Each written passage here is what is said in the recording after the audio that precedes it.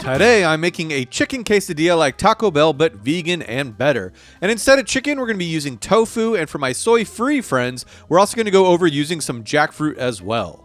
Of course we got to make the creamy jalapeno sauce, and this recipe was actually a request I got in the comments on my creamy jalapeno sauce recipe, and since I was craving a quesadilla I thought why not make it. Now for our vegan chicken, I wanted to test out a few ways of making it to see which is the best in the context of this quesadilla. And for the tofu, as per usual, I'm going to use super firm tofu, the kind that is vacuum sealed and doesn't need to be pressed. If you want to freeze and thaw your tofu, be my guest. I personally like that I can just take this tofu out of the package and then pat it dry and start cutting it up. If you can only find extra firm tofu that's packed in water, just press it for at least 30 minutes or even overnight if possible. And I am slicing these up into fillets and scoring them like so, and you really don't need to do this, but I was curious, so I did. And I'm also going to take them and then just chop them up like so. You can either do a perfect dice or a rough chop, which I think I prefer as it gives the tofu a more random and organic feel. Now to season them, you can use either a dry rub or a marinade, and the dry rub can be anything from the store like some taco seasoning, or you can make my homemade taco seasoning, link in description for that. But I'm going to go ahead and use my seasoning blend, and I'm just going to sprinkle and rub it over the fillets, and I made the first of a few mistakes right here. I should have rubbed them with a little oil first. They still turned out good, but a little oil would have helped here. For the chopped up bits, I'm just going to toss them in some of the seasoning, and I didn't really know the amount here. I just seasoned to my heart's content. And for the marinade, we're going to do a variation on the one I usually do to make these taste a bit more like Taco Bell. We're going to start off with 2 tablespoons of soy sauce, and then 2 tablespoons of nutritional yeast, 1 teaspoon of chili powder, and I mean the kind you use for chili, not like cayenne chili powder, and then a half teaspoon each of garlic and onion powder, as well as smoked paprika or chipotle powder. And then a half teaspoon of cumin, a quarter teaspoon of ground coriander, a half teaspoon of oregano, and then 1 tablespoon of hot sauce of your choice. I'm using the Taco Bell hot sauce, and 2 tablespoons of vegan mayo or a neutral tasting oil, and then 1 tablespoon of water. You can also add some citric acid or lime juice if you like, but we're going to whisk that up, and ideally I think you should blend it, and later I'm going to show you why. But that is our marinade for now, and now all we need to do is dunk our fillets in that marinade like so and make sure we get them nice and coated. And for our chopped tofu, we're just going to add it in and then stir it around and coat it as well. And the jackfruit, I'm simply going to drain and wash a can of it and then pat it dry and then toss it in the dry rub. And I didn't test out the marinade as jackfruit is pretty moist as is. I could bake it and dry it out, but I wanted to make these as quick and simple as possible too.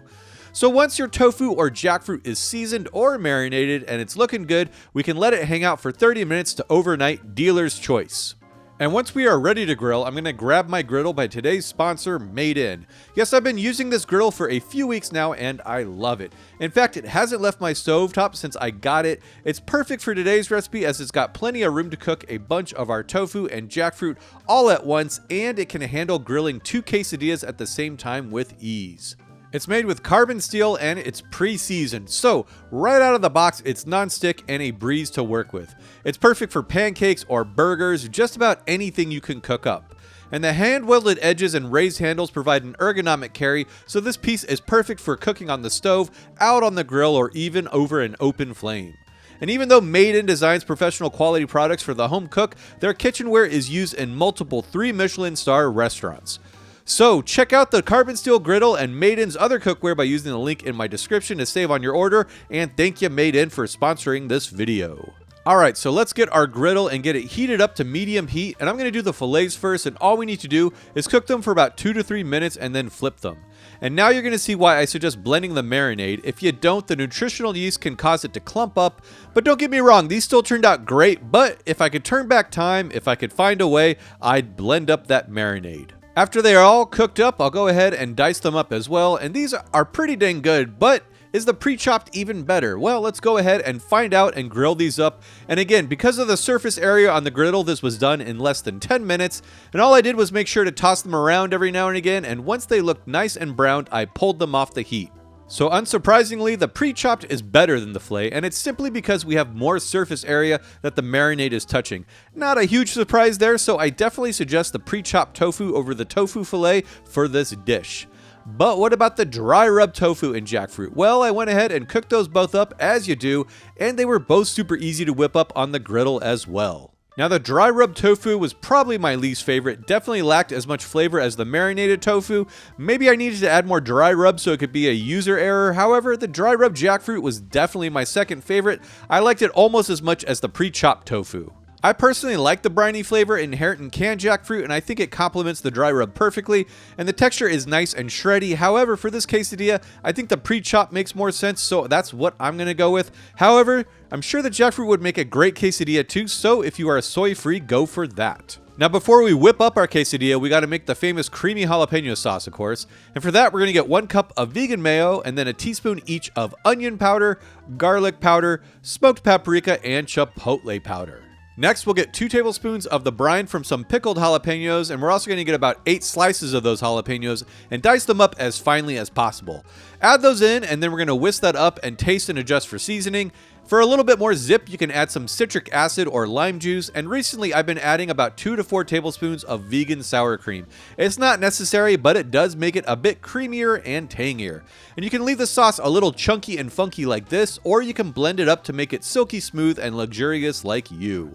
Either way works, but you should blend it if you want to use a squeeze bottle, which I recommend. I actually like having this on hand for just about anything, burgers, sandwiches, or even if I get takeout from Taco Bell, it does come in handy.